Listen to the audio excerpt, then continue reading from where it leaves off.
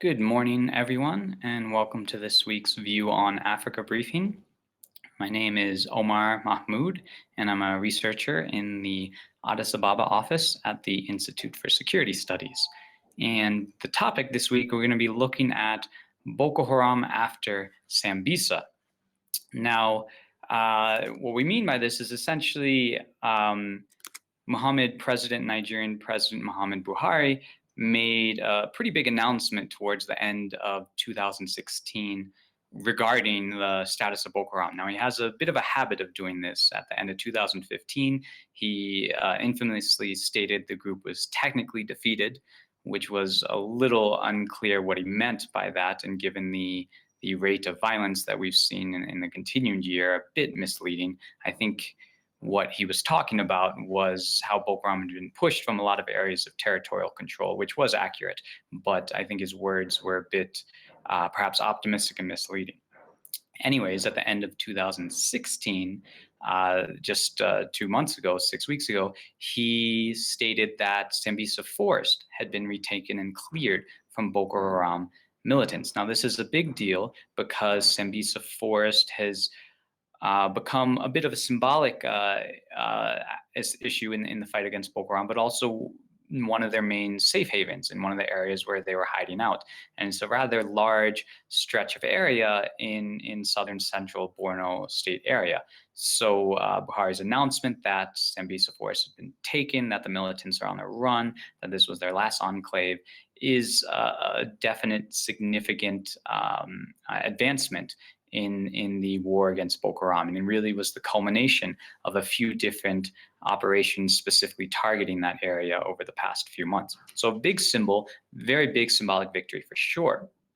But in some ways, I think it also symbolizes some of the failures of the Nigerian army in the war against Boko Haram, and some of these persistent failures.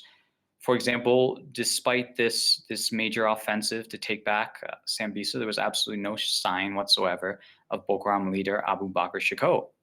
We've been told for a long time he's hiding, likely in the Sambisa forest or in these areas. And I think the fact that there wasn't even a whiff of him that we know of kind of shows that Boko Haram at least was a little prepared for this sort of assault, had made some contingency plans if he was there or if other key leaders were there.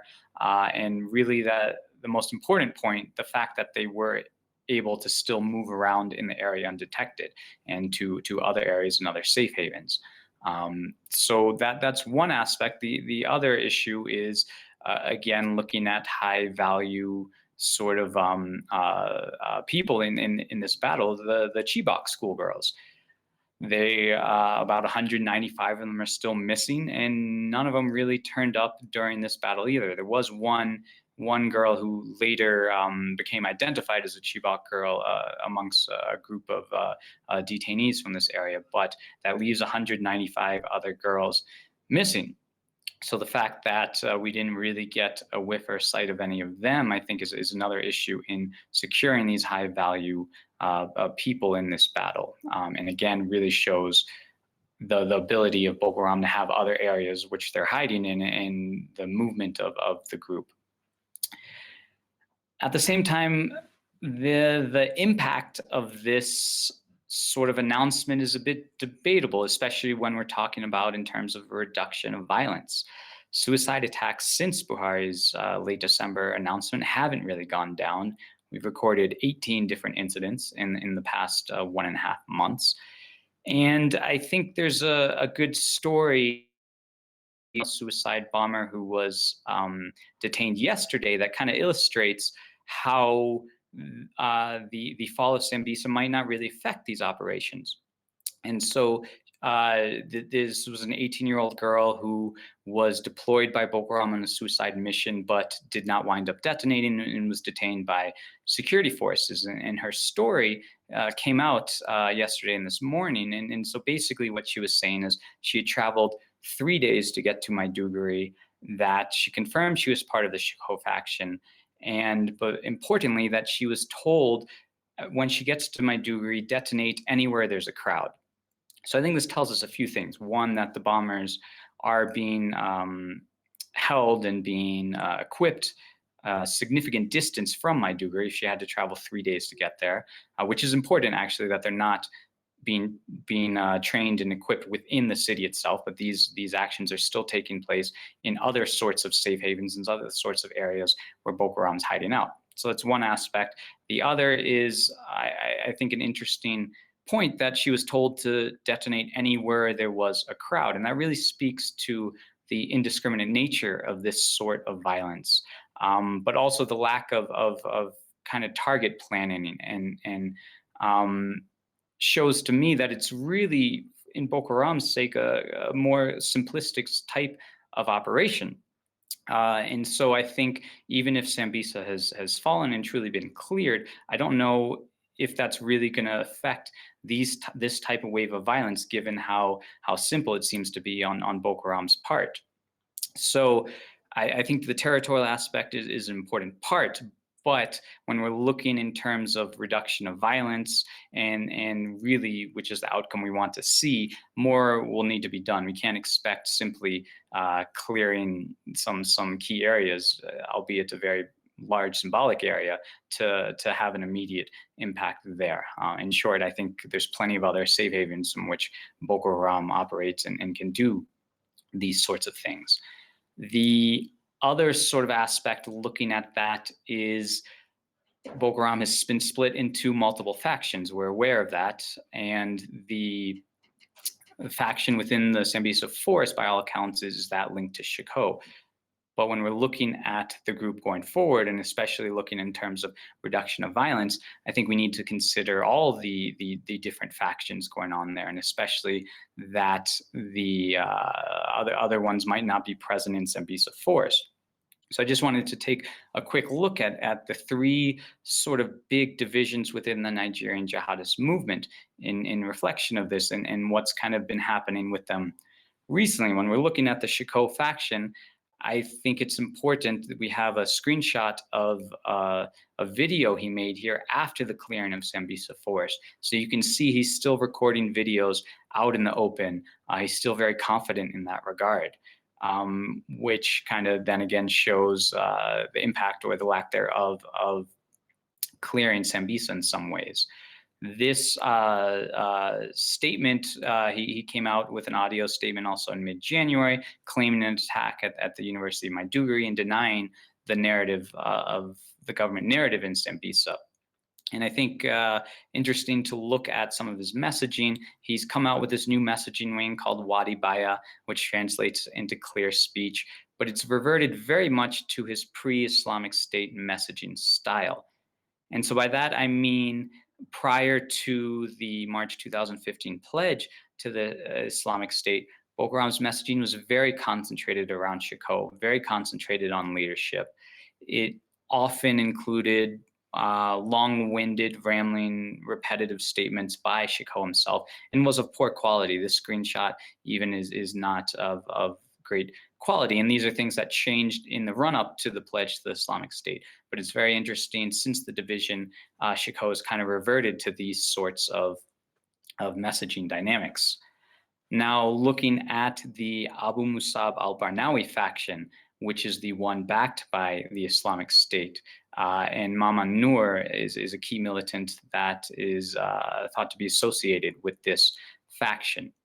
Now, the fall of Sambisa is going to have very little impact on them. They're more in the northern part of Borno State, and they've been involved in a series of kind of surprising and overpowering attacks on security forces, in which they've directly engaged them and forced them to retreat on occasion. A recent attack in Kamuya, Yobe State, was very typical of these patterns, in which soldiers had to withdraw until reinforcements were arrived. So it's a very different sort of threat, really, than what the Shiko faction is doing. And recently, they've claimed a few more attacks in Yobe and also one in Difa in southern Niger. So expanding a little bit the attack range beyond this northern Borno State corridor. When we look at their messaging, there's only been one real video since the August 2016 split, and that came out just after. Rather, they've relied more on Islamic State social media broadcasts advertising their attacks. There have been over a dozen of those. since August. So it shows there might be having a little bit of trouble getting out these videos, especially in comparison to the production Chico's been able to do since the split. But one thing that they have done is started distributing some photos or some images, again through Islamic State media channels. So this shows the continued media linkages between the Banawi faction and their Islamic State backers. But looking at the messaging, I think there's also two interesting aspects that they've chosen to emphasize. And one have been the very operational aspects of their movement. So showing their success as a fighting entity. So this includes militants during attacks or militants with the spoils that they've seized after attacks, so arms, ammunition, and whatnot. So really showing their success on that front. But the other aspect that they've started to emphasize recently are some non-operational aspects of the movement and some more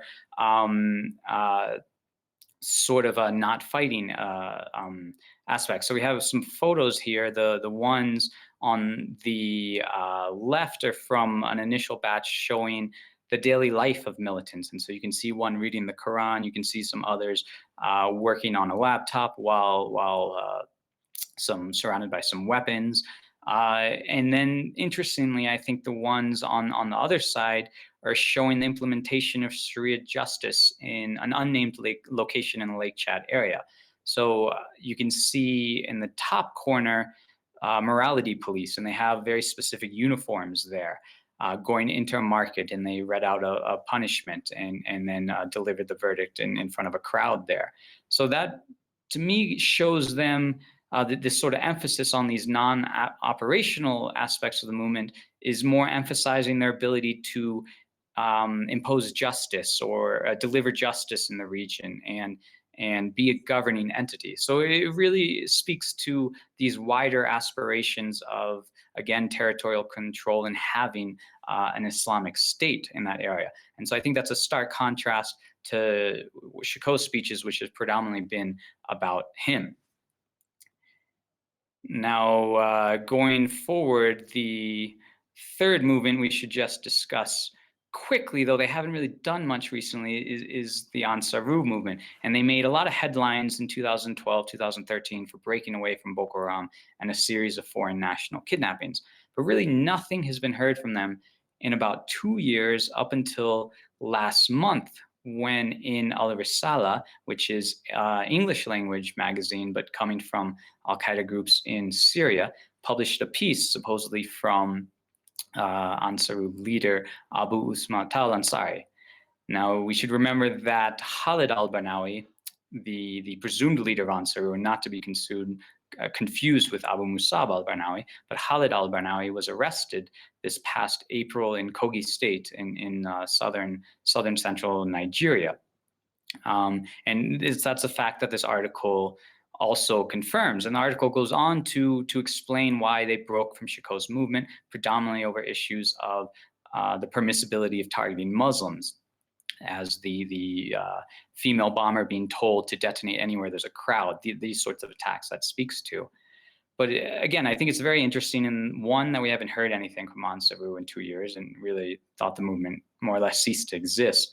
But two, that the messaging upset over Chico mirrors that of the Barnawi split, the Islamic State split with Chico over the permissibility of Muslim casualties. But that's not mentioned in this article at all. And that makes sense given that it is an Al-Qaeda publication. But I think it shows us that we kind of have two major fault lines in the Nigerian jihadist movement. One revolving around these Muslim casualties, which has caused groups to break from Chico. And then the second mirroring this larger Al-Qaeda Islamic State intra-jihadist divide. Although Ansaru really hasn't proven itself to be operational, tying this back to Sambisa, the pursuit of Sambisa really only looks at one of these factions in a divided Nigerian jihadist movement. So I think I'll also just touch quickly on some of the humanitarian aspects, because we can't really talk about Boko Haram after Sambisa, the Lake Chad Basin region, without addressing this situation, which continues to be dire. Presence is expanding in a lot of areas, but especially in northern Borno State, areas where the Barnawi faction is thought to be operating, entire LGAs remain off limits, and others just have partial access. So it is a continual expansion, but not all. There's still plenty of people living in areas that have not been reached. And a big event that happened in mid-January symbolizes sort of the tragic situation of many of these IDPs. And what happened was essentially the Nigerian Air Force, pursuing some Boko Haram members, mistakenly hit an IDP camp in the area of Ran, in Borno State. It's a pretty tragic situation. To their credit, I think the Nigerian Army did step up right away and admit their mistake. Perhaps they haven't announced a full death toll. I think officially they're saying around 112, while some eyewitnesses have put it more in the 200s. It is a better response than I can imagine a few years ago, and perhaps that's because there are some more international organizations on the ground, and some were actually present at the camp, and unfortunately had some of their staff killed. But it's still just a tragic situation, and symbolizes the constant struggle of these IDPs, many who fled from areas of Boko Haram control, only to be housed in these camps under government control, and then in this situation wind up being bombed by their own government. There is an investigation ongoing into how that could happen, and I think that'll be an important test of government sincerity in this regard, how much they're willing to assign blame and enact measures to prevent this from happening again. And I think it's a really important symbol in terms of reestablishing trust amongst the local population, who are really caught between Boko Haram and the government. And incidents like this really don't make the government look that attractive either. And just two other quick issues, looking at funding concerns coming up forward after Sambisa in 2017. Demands or sort of needs have increased. Aid agencies are estimating they're going to need $1 billion to cover the Lake Chad Basin crisis this year in 2017. Now, this is more than double from last year, and this has grown in part as the scale of crisis has grown, which has been also informed by getting more access to areas that were previously inaccessible. There's a donor conference coming up in Oslo at the end of this month to address this issue and shed light on what is really a bit of an overlooked crisis. Last year had a shortfall of $200 million in terms of what donors provided and what aid agencies were asking for. So there's the hope that this gap can be closed a bit this year, but it's a significant amount of money that will need to be required. At the same time, there's some signs of strained relations between the government and these aid agencies. The federal government itself has complained on multiple occasions that aid agencies are exaggerating the scale of the crisis, especially with regards to hunger. But more recently, and I think more credibly, Borno State Governor Kashim Shettima lashed out at what he called non-performing agencies. And he singled out some, such as UNICEF in particular, though some other big names like WFP, ICRC, IOM, he commended for doing a good job. And he later walked back some of his comments. But essentially, they symbolized how, in his mind, out of the 126 NGOs present in Borno State, only, in his estimation, 8 were really providing services and doing significant doing a significant amount with the money that they've been getting. So I think this ties into these concerns about overall funding and whatnot. And so it's not just about getting the money. It's also, there are a lot of organizations doing a lot of good work in a very difficult situation, but ensuring that trust between these organizations and the host government actors continues. So with that, I think we'll open it up to some questions on, there's obviously more we can talk about on the humanitarian situation, and also looking at Boko Haram and its division going forward with the fall of Sambisa and what that really means and what it doesn't.